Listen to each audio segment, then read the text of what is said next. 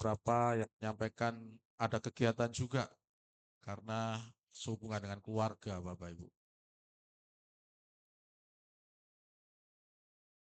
Pagi hari ini saya akan mengajarkan kepada kita sesuatu yang pasti. Saya akan mengajarkan kepada kita semuanya di mana semua orang pada akhirnya nanti akan mengalami ini. Bapak Ibu pengen kaya? Amin. Kaya raya. Tetapi apakah itu sesuatu yang sudah pasti di depan Bapak Ibu kaya raya? Dimaksimalkan. Bapak Ibu nggak mau miskin, saya yakin. Bapak Ibu nggak mau sakit, ya.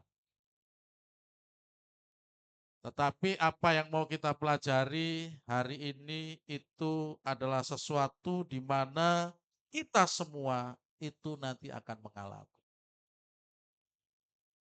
Bagaimana? Kakak Winsa sudah? Oke. Baik.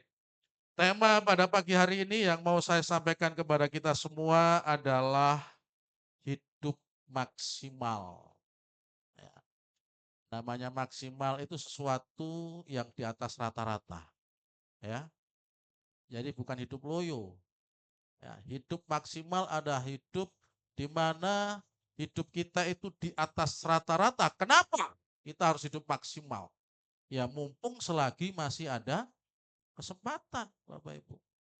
Bersama-sama kita akan membaca Alkitab kita di dalam Pengkhotbah 9 ayat 4 dan 5. Bapak Ibu bisa membaca di dalam Alkitab Bapak Ibu maupun yang sudah tertera di layar di mana kita bisa juga membaca bersama-sama. Dalam hitungan yang ketiga kita akan membaca bersama-sama Bapak Ibu ya. 1, 2, 3. Tetapi siapa yang termasuk orang hidup mempunyai harapan. Karena anjing yang hidup lebih baik daripada singa yang mati. Karena orang-orang yang hidup tahu bahwa mereka akan mati. Tetapi orang yang mati tak tahu apa-apa. Tak ada upah lagi bagi mereka. Bahkan kenangan kepada mereka sudah lenyap. Dari firman yang ada, saya mengajukan pertanyaan kepada semua yang ada di ruangan ini. Saya yakin jawabannya pasti serempak ini. Ya, pertanyaannya seperti ini, silakan. Semua yang hadir di sini tahu bahwa suatu hari akan mati? Yakin suatu hari akan mati? Yakin? Yakin suatu hari akan mati? Yakin ya? Mas jangan diam, saya pengen Bapak Ibu mendengar. Saya pengen mendengar nih keyakinan Bapak Ibu nih. Ini firman Allah tadi juga mengatakan dalam Khotbah 9 ayat 5. Pertanyaan saya, apakah Anda tahu bahwa suatu hari nanti Anda akan mati? Tahu ya, tahu gitu loh. Tahu ya, tahu bahwa suatu hari akan mati. Yakin bahwa suatu hari akan mati, ya? Saya juga yakin dan saya juga tahu bahwa suatu hari, tapi nggak tahu Senin kah, Selasa kah, Rabu, saya nggak tahu. Tapi suatu hari nanti saya akan mati. Dan kalau pertanyaan ini disampaikan kepada seluruh orang yang ada di dunia, saya yakin jawabannya semuanya sama. Ateis pun, orang yang beragama lain selain daripada Kristen, semuanya saya yakin jawabannya ya, bahwa suatu hari kami akan mati. Pertanyaan berikutnya Bapak Ibu. Ya, sudah ada persiapan akan hari itu. Sedang dipersiapkan. Ada berbagai macam cara mempersiapkan itu. Ya, mati. Alkitab tadi katakan di dalam Pengkhotbah 9 ayat yang kelima bahwa karena orang-orang yang hidup tahu bahwa mereka akan mati. Semua orang yang hidup tahu bahwa mereka akan mati. Tetapi orang yang sudah mati tidak tahu apa-apa. Artinya Bapak Ibu, ketika kita sudah mati, kita nggak tahu apa-apa sudah. yang berhubungan dengan dunia. Kita sudah pindah alam. Ya, kita sudah pindah alam dan Alkitab mengatakan hanya ada 2 tempat setelah kematian. Matius 25 ayat 46, demikian firman Allah. Dan mereka ini akan masuk ke tempat siksaan yang kekal. Siapa mereka ini?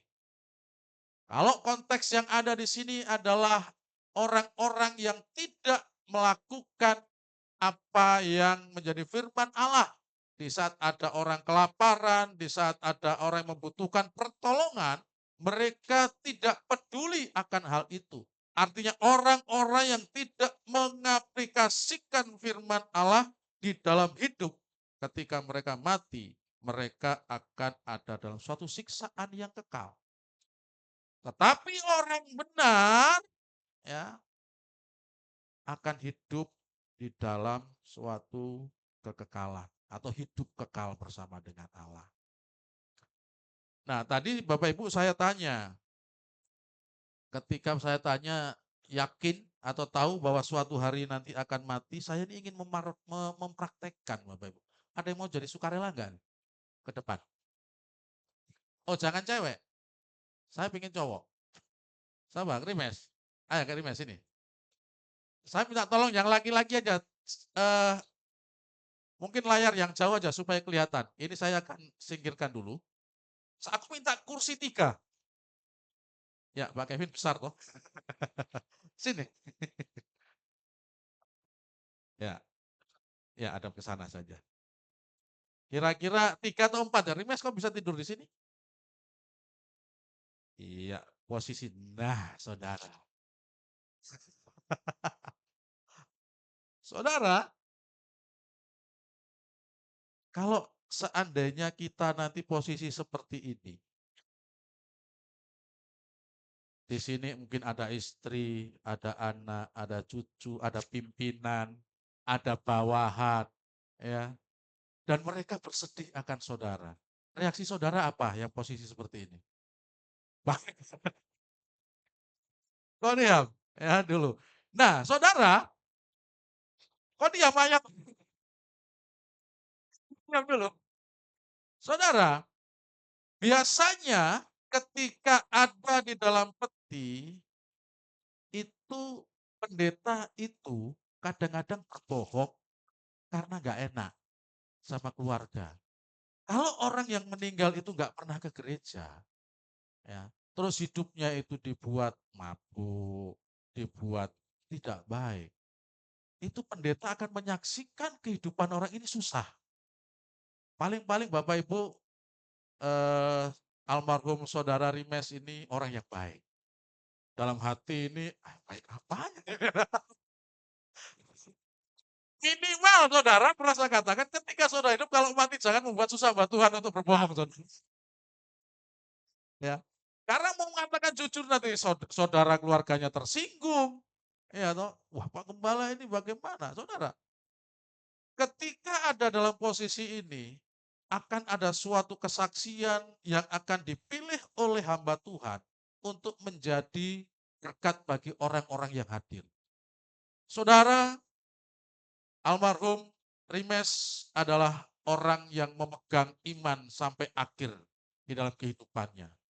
Ya. Beliau sangat setia di dalam pelayanan. Ya. Beliau aktif di dalam pelayanan. Ini hanya sebatas apa yang disampaikan oleh pendeta ini, saudara. Itu aksesoris saja. Karena sebenarnya yang tahu hatimu itu Tuhan. Ini aksesoris saja yang kami sampaikan. Penglihatan kami. Bapak Ibu yang menjadi saksi akan kehidupan daripada saudara Rimes ini. Dan kalau saya katakan apakah saudara Rimes ini adalah orang yang baik, saya yakin semuanya akan menjawab, baik saudara. Enggak ada nanti, enggak, kecuali mantan pacarnya mungkin ya, yang kesakitan dan belum move on, itu bisa itu mungkin jadi ya. Jadi saudara, kehidupan daripada saudara Rimes berakhir di sini. Ya. Dia saat ini sudah bersama-sama dengan Tuhan.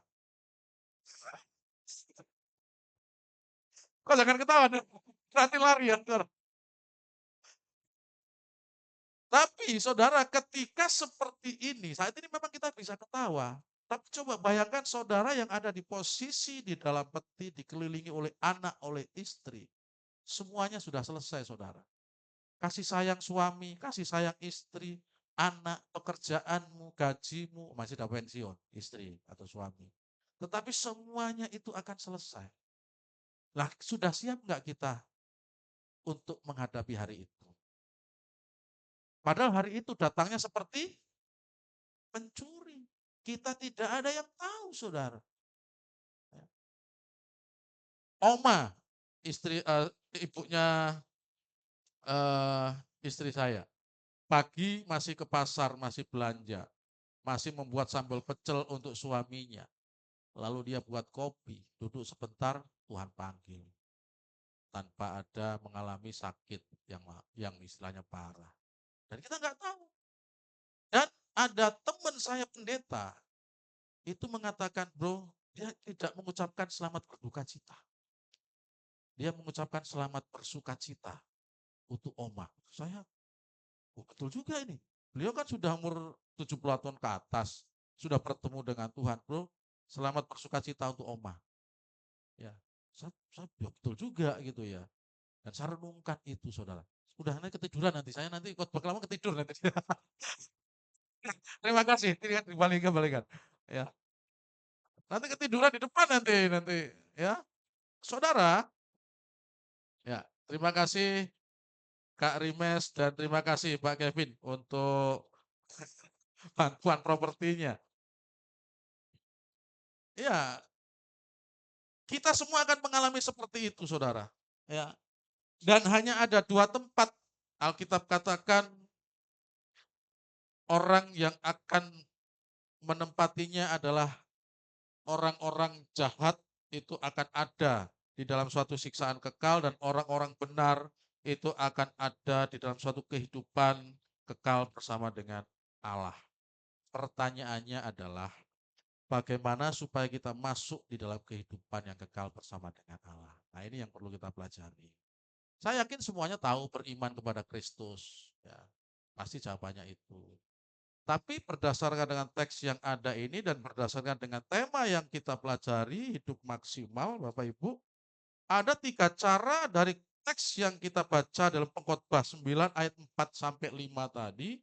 Yang pertama, Bapak Ibu, yang pertama yang harus kita hidupi di dalam hidup ini, supaya hidup kita bisa maksimal, yang pertama adalah selama masih hidup atau selama ada hidup, itu masih ada harapan. Harapan inilah yang membuat hidup kita itu hidup. Karena kalau tidak ada harapan, maka orang hidup itu hidupnya begitu-begitu saja. Ya, mandi pun nggak mikir itu. Karena mereka nggak punya harapan. Ya. Tetapi siapa yang termasuk orang hidup mempunyai harapan. Karena anjing yang hidup lebih baik daripada singa yang mati, saudara. Hidup adalah suatu anugerah. Hidup adalah sesuatu yang diberikan oleh Allah yang sangat berharga dan dipenuhi dengan kemungkinan-kemungkinan, Bapak Ibu. Selagi masih ada hari esok dan Tuhan percayakan untuk kita ada, itu akan kita alami suatu miliaran kemungkinan-kemungkinan di dalam hidup ini. Bisa jadi ya, ada kemungkinan kita bertemu dengan orang yang istilahnya akan merubah hidup kita. Itu bukan suatu kebetulan, itu sudah Tuhan rancangkan. Misalkan, kayak dulu aja lah pengalaman saya waktu saya ngojek. Saya ketemu dengan namanya Pak Robin, saudara.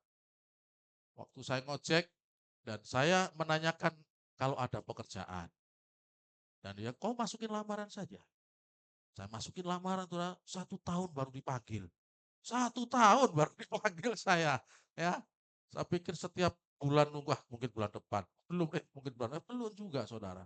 1 tahun baru dipanggil, itu pun seleksinya 30 orang. Ya, laki-laki dicari 1, itu 2 perempuan, saudara. Ya, atas seizin Tuhan, Saya diterima di sana, ya, bisa 11 tahun lah ada di tempat itu. Dan ada kemungkinan-kemungkinan yang terjadi hari ini pun saudara, Tuhan sudah siapkan suatu kemungkinan-kemungkinan di dalam kehidupan saudara yang bisa saudara alami. Kenapa? Karena saudara masih hidup. Kalau saudara sudah mati, nggak ada kemungkinan-kemungkinan itu. Tidak ada kesempatan-kesempatan untuk berubah, kesempatan untuk bertumbuh, kesempatan untuk menemukan jalan-jalan yang baru itu nggak ada. Makanya Alkitab tadi katakan bahwa lebih baik anjing yang hidup daripada singa yang mati. Apa? Anjing, saudara, itu binatang yang kalau sama dog lover nggak cocok ini. Tapi kalau sama kita, sama orang dibandingkan dengan singa, saudara, dan pada waktu zaman itu memang anjing ini termasuk anjing yang makhluk rendahan, saudara. Tetapi sesuatu yang rendahan yang tidak dipandang dengan baik, saudara, dikatakan lebih baik. Kenapa? Karena dia hidup daripada singa, ya, binatang yang menjadi simbol kekuatan, bahkan Kristus pun dikatakan singa dari Yehuda. Disimpulkan seperti itu. Tetapi kalau dia mati singanya, buat apa? Ya, sesuatu yang tidak berharga ya seperti halnya anjing lebih baik ya daripada singa yang mati. Karena apa? Sesuatu yang hidup itu masih akan ada suatu kesempatan ya untuk kita bisa berubah, ada suatu kesempatan untuk kita bisa bertumbuh dan ada suatu kesempatan bagi kita untuk menemukan jalan yang baru. Sebagai contoh saudara, kalau kita melihat di dalam Yohanes 5 ayat 5, Yohanes 5 ayat 6 dan 7 atau 5 sampai 7. Di situ dikatakan atau menceritakan tentang orang yang sakit. Ya, saya bacakan nih. Di situ ada seorang yang sudah 38 tahun lamanya sakit. Saya mau tanya kepada kita semua.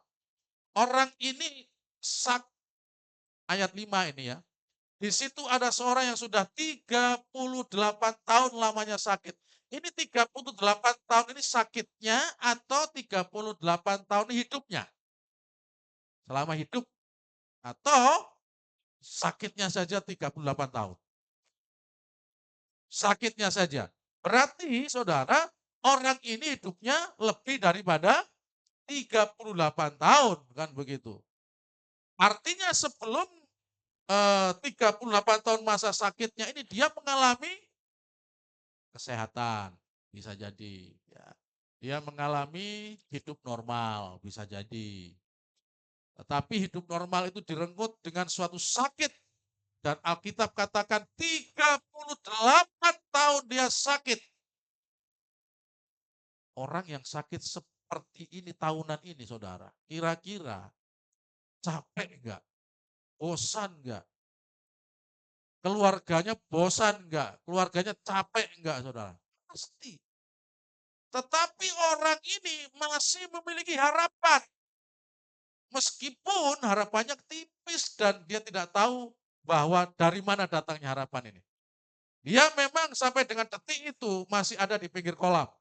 Karena kepercayaan pada waktu itu kalau air di Bethesda itu goncang, malaikat turun umpamanya dan orang siapapun yang menyeburkan itu pertama kali sembuh, apapun sakitnya. Tapi dikatakan di situ ayat ke-6, ketika Yesus melihat orang itu berbaring di situ dan karena ia tahu bahwa ia telah lama dalam keadaan itu. Lihat, Kristus tahu orang yang sakit ini lama dalam keadaan itu. Karena Kristus Maha tahu. Ya, berkatalah ia, nggak usah basa-basi Tuhan. Ya, maukah engkau sembuh? Saudara, 38 tahun menderita, lalu dengan usaha-usaha yang ada tidak membuahkan hasil, orang asing datang mengatakan, maukah engkau sembuh? Pertanyaan itu pertanyaan yang menggembirakan atau yang mengejek? Gak kenal sama orang itu. Biasa jadi itu pertanyaan yang, sudah dari kemarin itu banyak orang yang ngomong begitu. Tabib-tabib juga ngomong begitu. Ya, dokter-dokter juga ngomong begitu. Pendeta-pendeta juga ngomong begitu, kau akan sembuh, kau akan pulih. Ya. Tetapi apa yang terjadi? orang ini masih memiliki harapan. Harapannya apa? Dibuktikan bahwa dia tetap stay di situ. Dia tidak tinggal di rumahnya, sudah aku sudah mau mati saja, dia nggak mau sembuh aku. Bawa saya pulang, tidur di rumah saja. Enggak. Tetapi dia tetap ingin sembuh dan menaruh harapan meskipun harapannya tidak tahu. Tetapi saudara, harapan itu pada akhirnya datang di hari itu. Ya nggak tahu malamnya bermimpi atau apa, tetapi yang jelas setelah 38 tahun menunggu untuk dia sembuh, hari itu tiba. Jawab orang sakit itu kepadanya, Tuhan, tidak ada orang yang menurunkan aku ke dalam kolam itu apabila airnya mulai goncang. Dan sementara aku menuju ke kolam itu, orang lain sudah turun mendahului aku. Saudara, apa respon Tuhan Yesus ketika orang ini mengatakan seperti ini? Dia hanya ngomong, udahlah paket, angkatlah tilammu, jalan sudah. Nah, waktu itu juga dia sembuh. Coba kalau dia mati, nggak ada kesempatan untuk itu. Harapan tidak ada. Apalagi kalau dia hidup dan tidak memiliki harapan, saudara. Dia akan tinggal di rumah saja menghiasi kamar tidurnya. Mungkin dibentak-bentak sama anak-anaknya, mungkin kalau dia sebagai orang tua. Dibentak sama keluarga yang lain, mungkin saudara. Karena 32 tahun, 8 tahun itu sesuatu yang lama. Dan dia bisa ada sampai dengan detik itu karena ada suatu harapan. Maka sebelum kita dikatakan oleh Tuhan, mari anakku kembali, maksimalkan hidup dan cara yang pertama supaya kita bisa memaksimalkan hidup, milikilah harapan selagi masa hidup, saudara. Karena harapan itulah yang membuat hidupmu berharga. Harapan itulah yang membuat hidupmu maksimal. Ya. Makanya orang dikatakan kalau sudah putus asa, ya, itu sudah hidup gak semangat.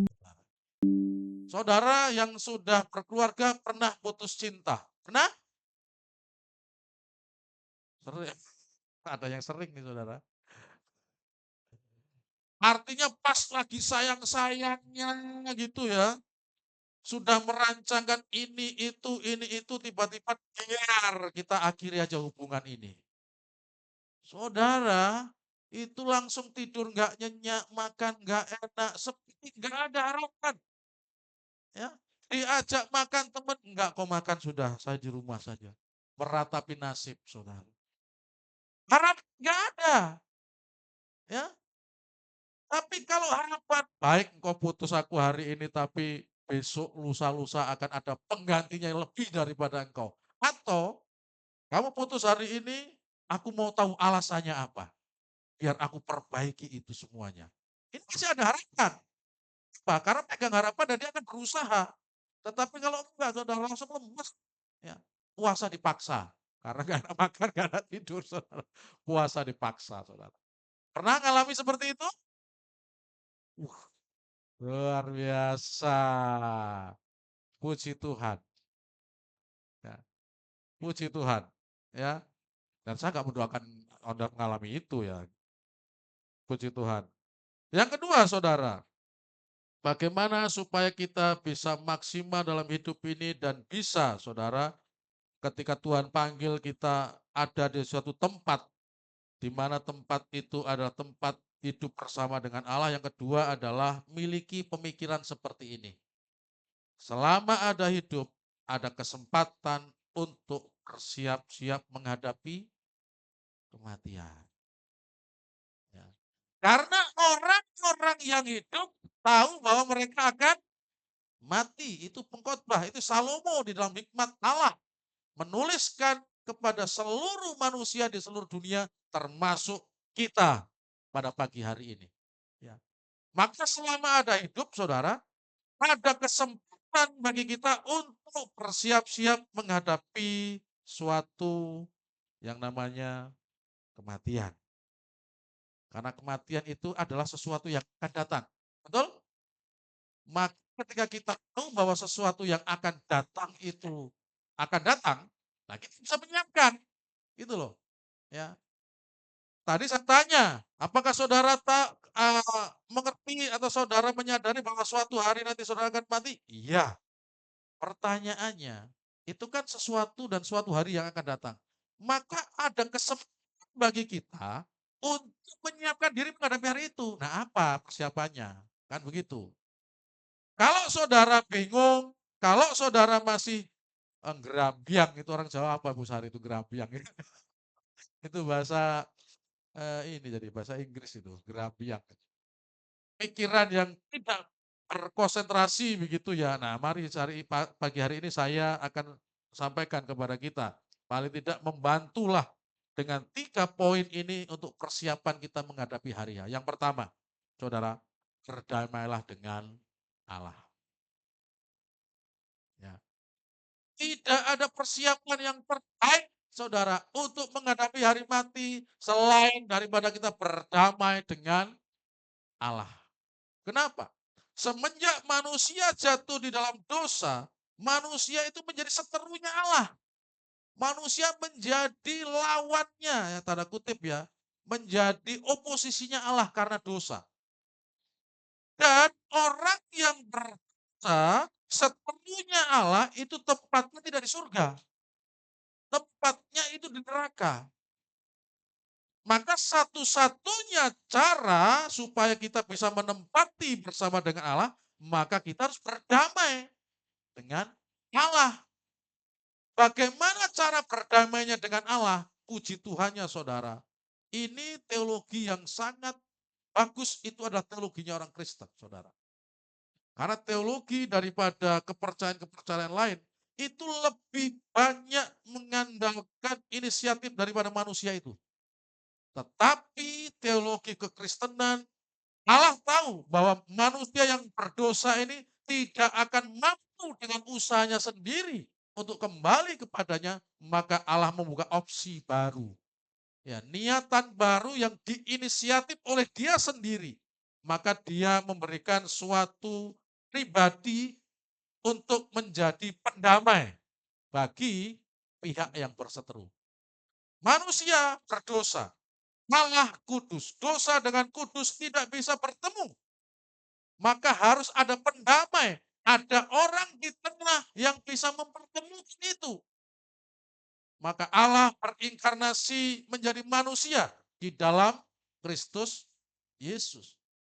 Inilah kadang-kadang yang salah dipahami oleh teman-teman kita seberang, saudara. Orang Kristen itu menjadikan manusia dijadikan Tuhan.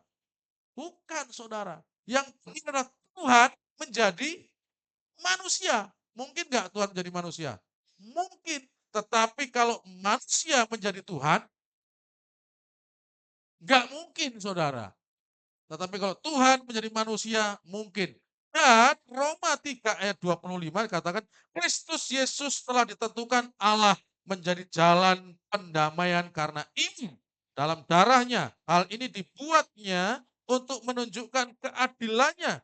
Karena ia telah membiarkan dosa-dosa yang telah terjadi dahulu pada masa kesabarannya. Kristus ditentukan oleh Allah untuk menjadi jalan pendamai. Jadi kalau ingin berdamai dengan Allah, maka kita harus beriman kepada Kristus. Kalau kita tidak beriman kepada Kristus, harapan untuk tinggal di dalam kekekalan bersama dengan Tuhan tidak ada. Usahamu seperti apapun, kalau usahanya itu di luar daripada imannya kepada Kristus, sang pendamai itu sia-sia. Maka yang pertama yang harus kita persiapkan adalah kita harus berdamai dengan Allah atau dengan Allah Kristus jalan pendamai, saudara. Yang kedua, apa yang kita persiapkan? Berdamailah dengan sesama, saudara. Lihat kanan kirimu. Itu sesama bukan? Pak Kevin coba lihat ke kiri. Sama Pak Kevin? Sesama ya?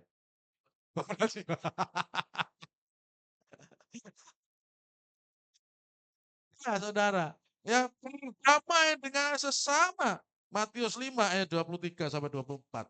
Sebab itu jika engkau mempersembahkan persembahanmu di atas mezbah dan engkau teringat akan sesuatu yang ada dalam hati saudaramu terhadap engkau, tinggalkanlah persembahanmu di depan mezbah itu dan pergilah berdamai dahulu dengan saudaramu lalu kembali untuk mempersembahkan persembahanmu. Saudara, Kalau saudara masih menyimpan sakit hati, kalau saudara masih menyimpan dendam dan tidak mau mengampuni orang yang salah kepada saudara atau orang yang memfitnah saudara, Alkitab katakan di sini bahwa persembahan kita, doa-doa kita itu enggak diterima oleh Allah. Kalau kita lagi berdoa, lagi beribadah, Tuhan ingatkan wajah si A. Langsung ketika kita masih dendam dengan langsung buyar saudara doa kita. Saya yakin itu, nggak akan fokus ini. Ya, awalnya mau Tuhan terima kasih untuk segala kebaikan. Lalu diingatkan ini orang yang kita dendam sakit hati ini. Ini itu ucapan syukur itu. Saya yakin itu. Ya, akan ganti apa? Brengsek orang ini muncul lagi di pikiran saya ini. Maka selesaikan itu saudara.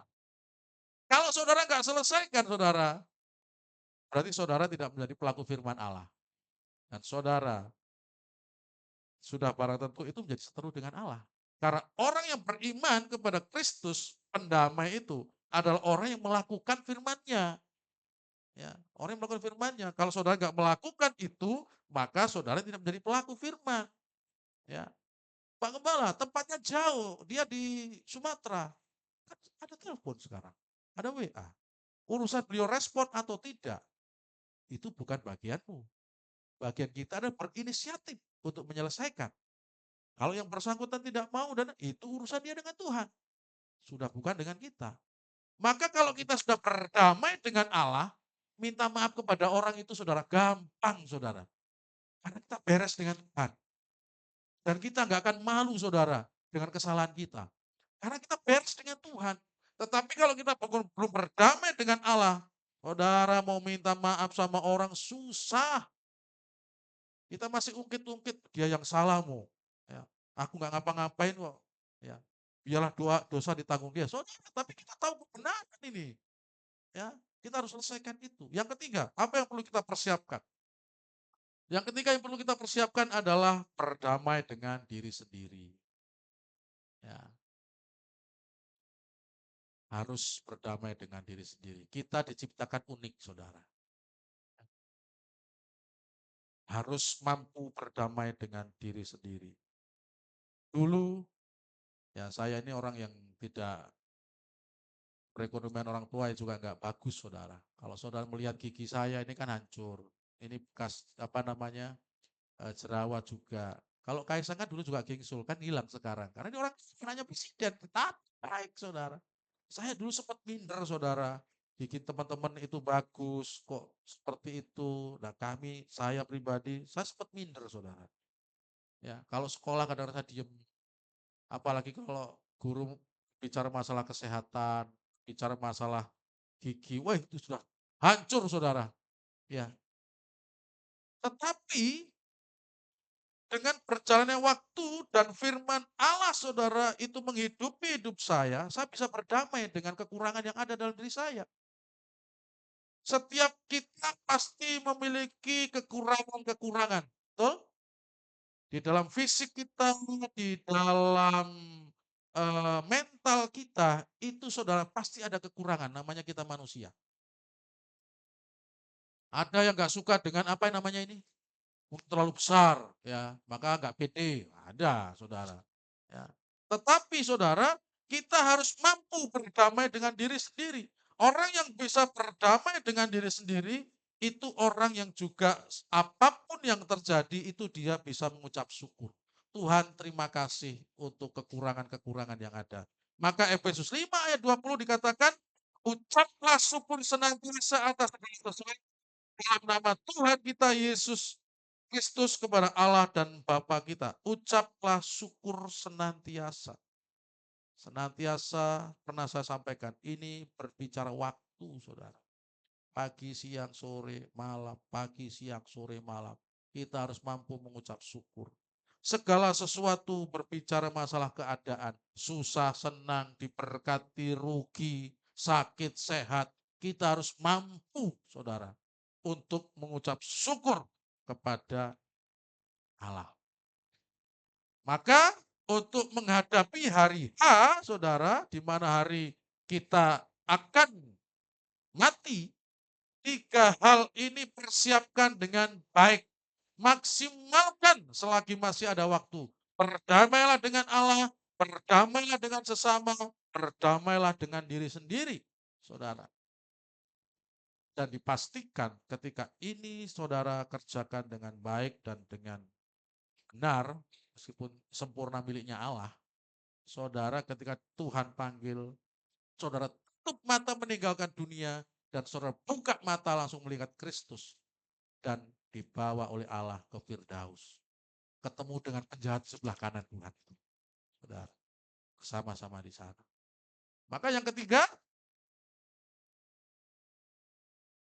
belum yang ketiga, ada apa namanya, tentang persiapan ini ya. Saya masih ingat, saya mau sampaikan kepada kita ini juga, selagi masih ada hidup, ada suatu kesempatan yang bisa kita lakukan untuk menghadapi kematian.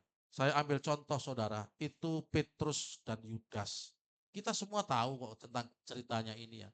Petrus itu menyangkal, Yudas itu mengkhianati. Ya, tetapi dari kedua orang ini kita bisa belajar. Mereka ada suatu kesempatan, tetapi mereka tidak, ada salah satu yang tidak menggunakan kesempatan itu dengan benar. Ya. Petrus menyangkal, bahkan di dalam Markus 14 ayat 71, sampai dia mengutuk dan bersumpah, kalau aku mengenal orang itu, terkutuklah aku. Aku bersumpah bahwa aku tidak mengenal Yesus. Mungkin bisa seperti itu. Padahal malamnya bersama-sama dengan Tuhan. Bahkan dia yang mengurus pedang untuk memotong telinga orang yang mau menangkap, saudara. Ketika ditanya oleh wanita yang ada, dia menyangkal dan mengatakan tidak kenal, mengutuk dan bersumpah. Tapi apa yang terjadi berikutnya? Ketika Petrus mengatakan seperti itu, saudara, terkutuklah dan aku bersumpah aku tidak mengenal Yesus itu. Perkataan itu didengar oleh Tuhan. Karena dia ada di situ. Lalu Lukas 26 ayat 1, setelah Petrus mengatakan itu, Tuhan berpaling dan memandang Petrus, saudara. Ketika Petrus mengutuk dan bersumpah tidak mengenal Kristus, dan Kristus mendengar itu, dia berpaling melihat Petrus dan memandang Petrus. Apa yang terjadi, saudara? Petrus menangis terseduh-seduh. Petrus di situ mengakui akan kesalahannya. Nah, yang menjadi pertanyaan, pandangan Kristus kepada Petrus ini, kira-kira pandangan apa? Pandangan menghakimi kah? Atau pandangan kasih sayang? Saya yakin Petrus menangkap pandangan Yesus seperti ini. Petrus, aku sudah katakan, sebelum ayam berkokok, 3 kali engkau menyangkal aku. Petrus, aku mengasihi kamu. Aku menerima segala kekurangan dan kelemahanmu.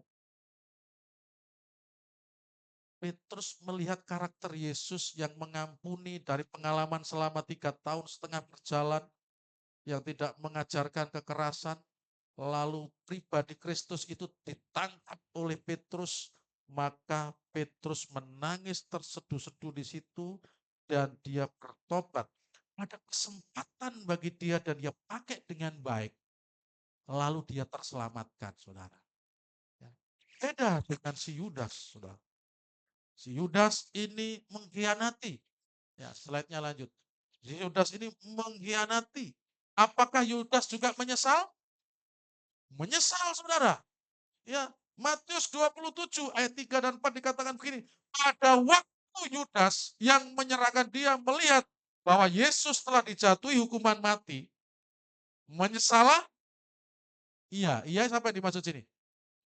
Yudas menyesal. Lalu ia mengembalikan uang yang 30 perak itu kepada imam-imam kepala dan tua-tua dan berkata, aku telah berdosa. Ya, aku telah menjual guruku. Aku orang yang gagal, murid yang mengkhianati. Saudara, karena menyerahkan darah orang yang tidak bersalah. Tetapi jawab mereka, apa urusan kami dengan hal itu? itu urusanmu sendiri. Yudas menyesal, salah alamat menyesalnya. Kalau penyesalan Yudas ini dia sampaikan kepada Tuhan Yesus, mungkin jawabannya nggak seperti ini. Ya, apa urusan kami dengan itu? Itu urusanmu sendiri. Sakit hatilah Yudas, makin hancurlah dia. Sudah terpuruk menyesal, yang sudah istilahnya minus, ya, karena penyesalan akan apa yang dilakukan. Lalu yang masuk informasinya adalah, kok tanggung sendiri, itu urusanmu bukan urusan saya. Hancur nggak hatinya Yudas itu, saudara? Dia salah alamat menyesalnya.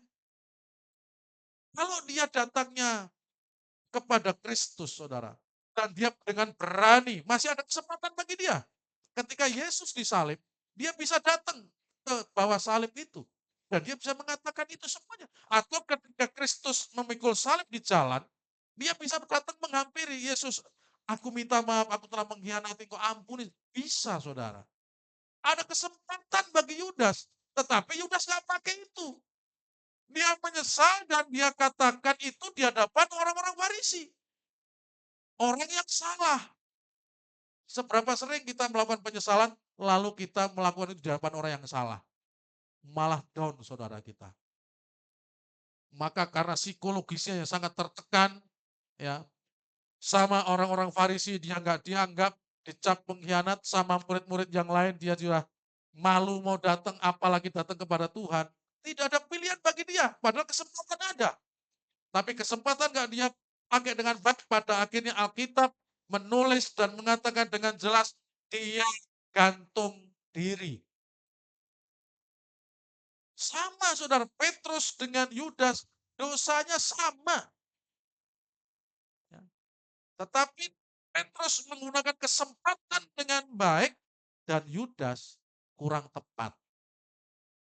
Maka kalau kita selagi masih ada dan sampai dengan detik ini, di dalam mempersiapkan kematian kita ada suatu kesalahan, masih ada kesempatan bagi kita saudara, untuk kita perbaiki. Caranya, datanglah kepada Yesus seperti yang Petrus lakukan. Ya. Jangan datang kepada medsos, ke Facebook, ke Instagram, ke TikTok. Saudara, itu nggak akan dibaca sama pendirinya itu. Ya. Yang membaca siapa? Teman-temanmu. Syukur kok. Gitu. Teman-temanmu. Kok rasa baru toh? Gitu. Ya. Yang simpati, aduh kenapa sayangnya. Paling jawaban gitu saja saudara. Datang kepada Tuhan. Tangkap hati Tuhan bahwa Tuhan itu pengampun. Ya, tangkap hati Tuhan bahwa Tuhan itu tidak akan pernah menolak orang yang datang kepadanya, saudara. Jadi ini yang dua. Maka yang ketiga, yang terakhir, saudara, yang harus kita persiapkan atau bagaimana supaya kita hidup maksimal dan pada akhirnya bisa hidup di dalam kekekalan bersama dengan Tuhan, saudara, ini yang juga harus ada dalam pikiran kita. Ketika hidup lenyap atau ketika mati, seluruh dunia itu akan mati bersama dengan kita. Ya. Ketika kita mati atau ketika kita lenyap, maka seluruh dunia akan lenyap bersama dengan kita. Tetapi orang yang mati tak tahu apa-apa, tak ada upah lagi bagi mereka, bahkan kenangan kepada mereka sudah lenyap, saudara. Segala sesuatu yang kita kenal tentang dunia ini dan perkara-perkara di dalamnya akan berakhir. Selesai pada hari itu juga. Ya. Yang akan meneruskan keluarga kita. Kita sudah selesai. Ya. Segala kesukaan kita di dunia ini akan berakhir. Selama hidup kita suka makan sate, selesai hari itu. Selama hidup kita suka makan bakso, selesai hari itu. Ya.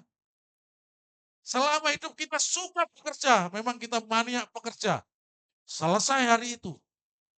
Bahkan tidak akan belum sempat untuk terima gaji, selesai hari itu saudara.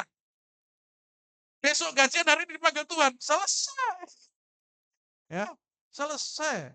Lenyap, itu Alkitab katakan. Ya, nama kita akan berakhir, kuburan kita itu negeri selamanya.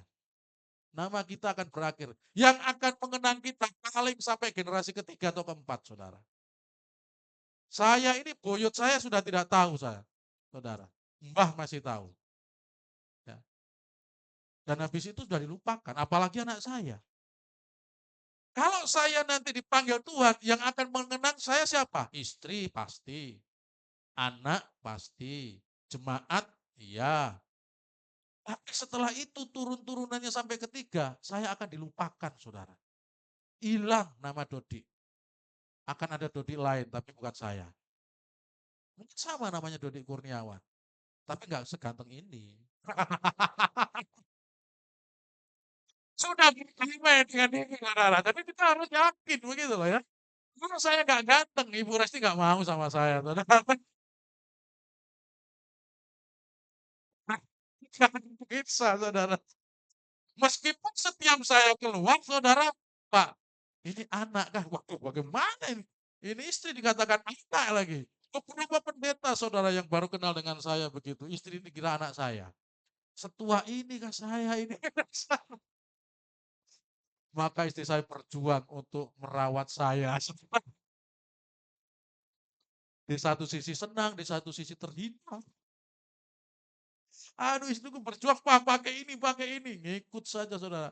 Kalau sini sudah tumbuh sedikit kerok itu bikin tuang, saudara. Rambut panjang potong, saudara. Ya, supaya kelihatan segar, gitu ya. Ya, ngikut saja, saudara. Itu untungnya punya istri. Maka yang belum beristri, silahkan cepat cari istri, saudara. Ya, kita kembali ke sini ya. Ya, kasih sayang, persahabatan, dan permusuhan berakhir. Kasih sayang kita kepada istri, kepada suami, kepada anak-anak selesai hari itu, saudara. Permusuhan kita dengan orang-orang yang ada selesai dengan waktu-waktu. Permusuhan atau persahabatan dengan siapapun itu, kontrak-kontrak kerja yang ada selesai hari itu, saudara. Selesai semuanya. Lalu apa yang saudara bawa? Hanya iman kepada Kristus. Untuk itu, yang bisa saya simpulkan kepada kita semua, saudara, bahwa manusia yang hidup itu tahu bahwa mereka itu akan mati. Setuju ya? Tadi saya katakan dan semuanya setuju. Bahkan seluruh dunia pun kalau ada orang yang tidak percaya akan Allah pun dia yakin bahwa suatu hari dia akan mati dan selesai. Yang kedua, kematian sesuatu yang pasti akan terjadi. Mari persiapkan diri dengan menghadapinya dengan baik, saudara. Caranya apa? Berdamai dengan Allah, berdamai dengan sesama, berdamai dengan diri sendiri. Maksimalkan hidup yang ada, pergunakan kesempatan, dan miliki harapan terus selagi masih ada. Yang terakhir, maksimalkan hidup dengan benar sebelum hari kematian datang kepada kita. Firman ini mungkin bagi kita, ini biasa, tidak menarik, saudara. Lebih menarik adalah ketika kita mendengarkan firman tentang berkat, mendengarkan firman tentang janji-janji kebaikan Allah. Saudara. Tetapi ini sesuatu yang pasti loh. Ya, ini sesuatu yang pasti. Kemarin waktu komsel di pusat, ini saya bawa, saudara.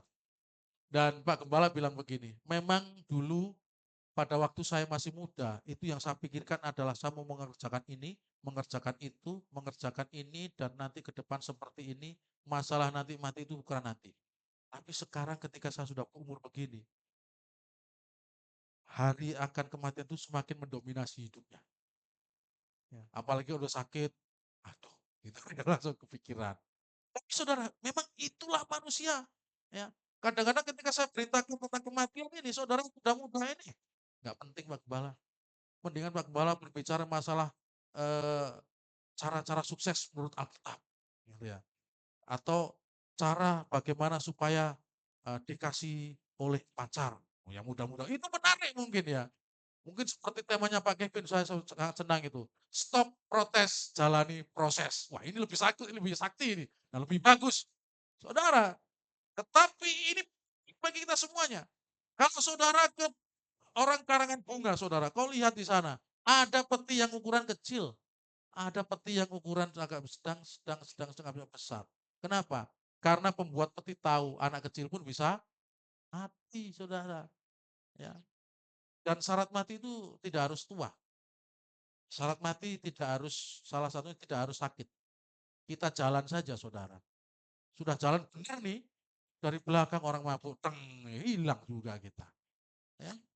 Maka jaga iman kita, persiapkan dengan baik untuk menghadapi hari di mana kita dipanggil Tuhan. Ya, saya mengundang pemain musik untuk kita bisa ke depan. Kita renungkan firman ini saudara. Ya, mau tidak mau mungkin ini kasar bagi saya, bagi kita semua, tapi saya mau katakan, kita semua ini calon-calon mayat saudara. Mau setuju nggak setuju, ya kita ini calon-calon mayat dan gelar kita dengan otomatis almarhum. Nggak kuliah kita akan mendapatkan gelar itu nanti. Ya. Persiapkan dengan baik. Pegang iman kepada Kristus, Sang Pendamai itu saudara. Lagu yang tadi sebelum firman. Ini 1 kali 2.